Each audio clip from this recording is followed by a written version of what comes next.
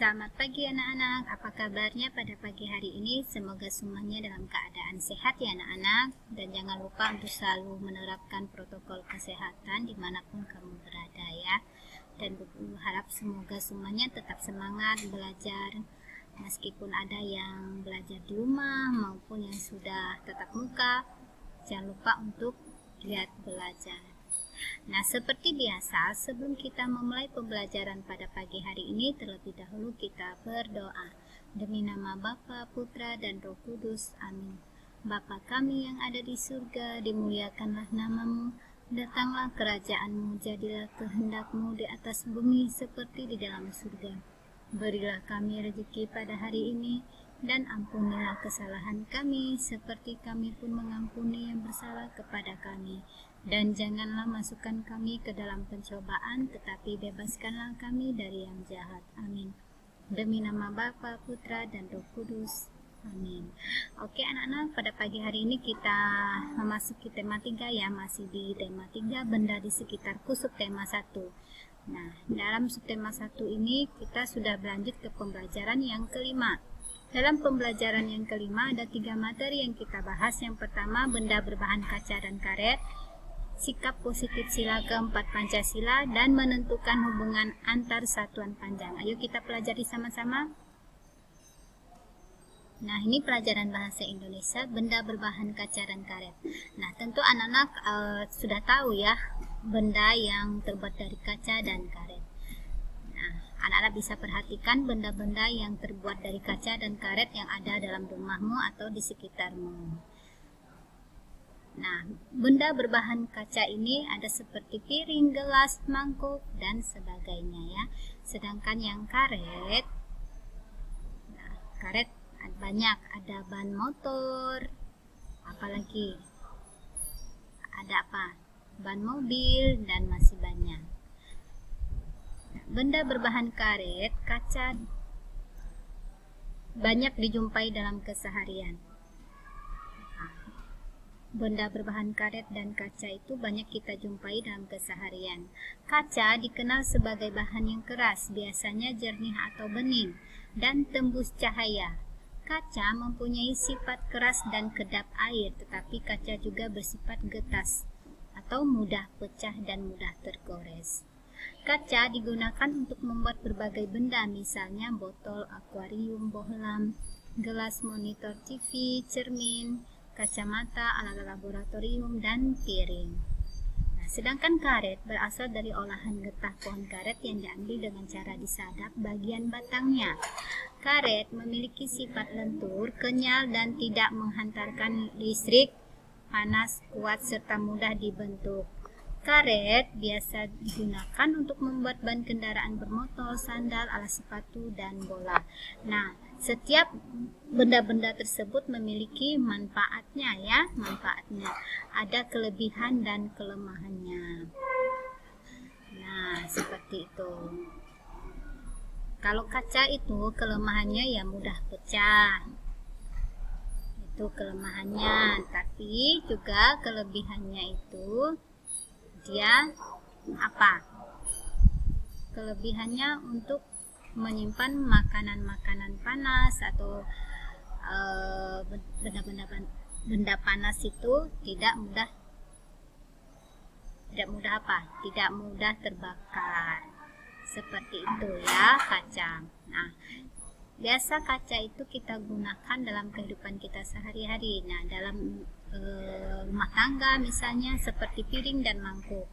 Nah, piring untuk kita makan tidak mudah bocor ya anak-anak. Nah, sedangkan apa tadi? Bisa untuk menyimpan sayur yang panas-panas, seperti kuah yang panas ya. Nah, sedangkan karet kelebihannya apa? Dia tidak mudah pecah atau sobek karena dia bentuknya itu lentur. Sedangkan kelemahannya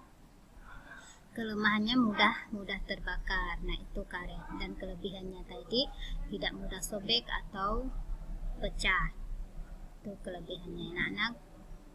Sekarang pelajaran PPKN sikap positif sila keempat Pancasila. Sikap positif terhadap sila-sila Pancasila adalah tindakan atau perilaku yang sesuai dengan sila-sila Pancasila. Sikap positif yang diperlukan dilakukan dalam rangka melaksanakan sila keempat Pancasila sebagai berikut. Nah, ini sikap positif dalam sila keempat. Sila keempat.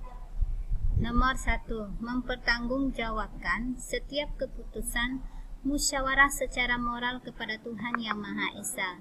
Yang kedua, menghormati setiap keputusan yang dicapai sebagai hasil musyawarah. Ketiga, musyawarah untuk mencapai mufakat yang diliputi semangat kekeluargaan.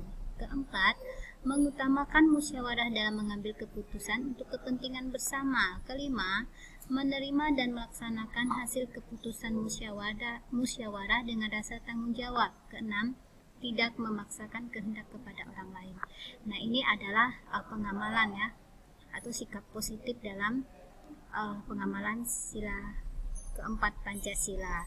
Nah, kita tahu lambang sila keempat itu adalah kepala banteng, dan pengamalannya dalam kehidupan kita sehari-hari yaitu apa? Selalu melakukan musyawarah dalam mencapai mufakat, dalam menyelesaikan masalah atau hal-hal yang bertentangan, maka dilakukan dengan musyawarah, karena musyawarah itu untuk menyelesaikan suatu masalah. Masyarakat Indonesia itu terkenal dengan musyawarah ya anak-anak. Nah, saat ada perkelahian, pertengkaran atau kesalahpahaman, maka selalu diselesaikan dengan cara musyawarah. Nah, banyak ya contoh-contoh musyawarah yang dilakukan dalam kehidupan kita sehari-hari. Ada contoh musyawarah dalam kelas. Nah, musyawarah dalam kelas itu yaitu pemilihan ketua kelas. Itu contohnya. Sedangkan di rumah, nah, musyawarah untuk melakukan liburan. Mau liburan kemana? Nah, keluarga itu mau melakukan liburan kemana, itu harus dimusyawarahkan dulu secara bersama-sama, seperti itu. Lalu di masyarakat, nah di masyarakat contohnya musyawarah pemilihan ketua RT atau RW. Nah, itu ya, nah, dalam lingkungan kita itu contoh pengamalan sila keempat Pancasila. Sekarang pelajaran matematika menentukan hubungan antar satuan panjang.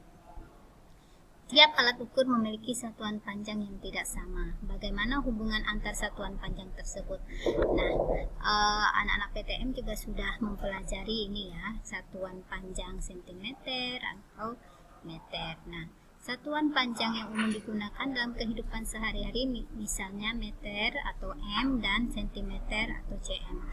Kita di sini coba menyelesaikan satu cerita ya anak-anak. Nah, panjang tali pramuka Rinto itu 5 meter. Nah, ditanyakan di sini berapa cm panjang tali pramuka Rinto. Nah, di sini yang ditanya adalah cm-nya. Jawabnya 1 meter itu sama dengan 100 cm. 5 meter sama dengan, coba di sini ya, 5 dikali 100 cm. Jadi hasilnya berapa? Nah, 5 dikali 100 hasilnya 500 cm. Jadi panjang tali pramuka Rinto adalah 500 cm. Seperti itu ya anak-anak. Oke, sampai di sini materi kita pada pagi hari ini. Sebelum kita mengakhiri, terlebih dahulu kita berdoa. Demi nama Bapa, Putra, dan Roh Kudus. Amin. Salam Maria, penuh rahmat Tuhan sertamu. Terpujilah engkau di antara wanita, dan terpujilah buah tubuhmu Yesus. Santa Maria, Bunda Allah, doakanlah kami yang berdosa ini sekarang dan waktu kami mati. Amin. Selamat pagi dan Tuhan memberkati. Atas nama Bapa, Putra, dan Roh Kudus. Amin.